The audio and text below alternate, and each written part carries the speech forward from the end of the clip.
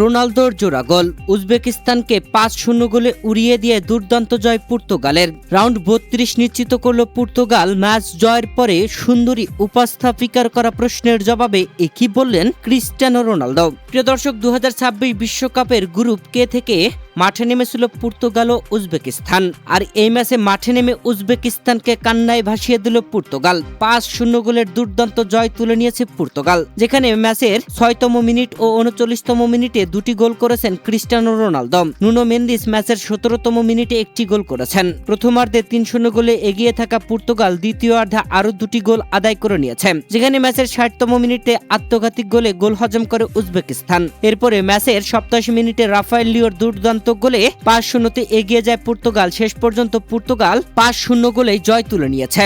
Match শেষে কান্নায় ভেঙে পড়েন 22 বছরের উজবেকিস্তানের ডিফেন্ডার আব্দু কদির খুসানভ। জয়ের উল্লাস ছেড়ে সাবেক ক্লাব সতীর্থর কাছে ছুটে গেছেন সিলভা।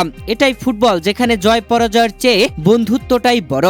প্রিয় দর্শক, ম্যাচ শেষে উল্লাসে মাতে পর্তুগাল। আর এই ম্যাচে 5-0 গোলে উজবেকিস্তানকে হারিয়ে বিশ্বকাপের দ্বিতীয় রাউন্ড নিশ্চিত করে নিয়েছে পর্তুগাল। ম্যাচে দুর্দান্তভাবে জোড়া গোল করেছেন ক্রিস্টিয়ানো রোনালদো। ম্যাচ শেষে উপস্থাপিকা প্রশ্ন করেন ক্রিস্টিয়ানো রোনালদোকে। প্রশ্ন ছিল, ক্যামেরার সামনে ম্যাচের শেষ দিকে এসে বলছেন আমি ফিরে এসেছি, এটাই কি সেই ক্রিস্টিয়ানো? রোনালদো উত্তরে হেসে দিয়ে বলেন, শুধু এটা যেন তারা ভুলে না যায়।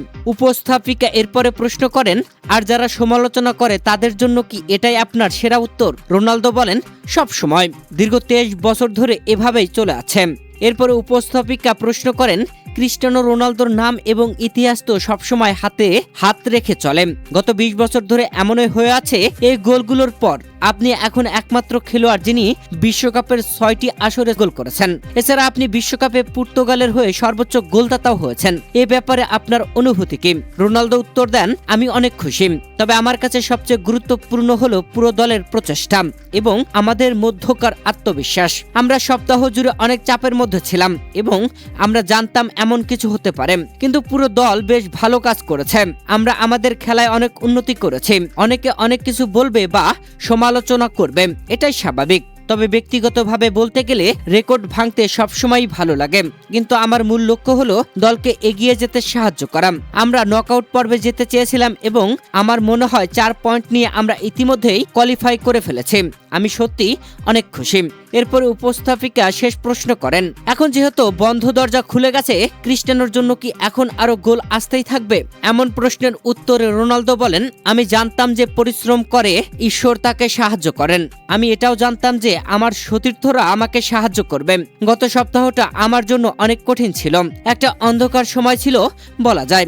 মনে হচ্ছিল যেন আমি ফুটবল থেকে অবসর নিয়েছি, কিন্তু আমি ধৈর্য ধরেছি, যেমনটা আমি সবসময় করি, কারণ অন্য যে কোনো কিছুর চেয়ে আমি নিজের পরিশ্রমের উপর বেশি বিশ্বাস করি।